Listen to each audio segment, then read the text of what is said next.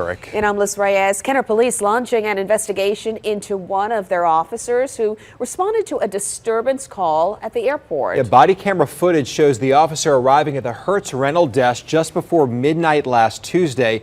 An employee denied a rental car to a man from Puerto Rico, saying he needed a passport because his ID was from outside the country.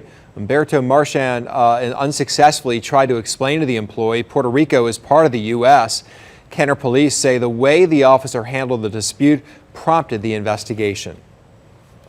But it was concerning the nature and the attitude of the officer in dealing with the individuals involved in disturbance. So we did start an internal investigation, and we're gonna fully investigate the officer's actions and the manner in which he addressed the complainant as well as the employee.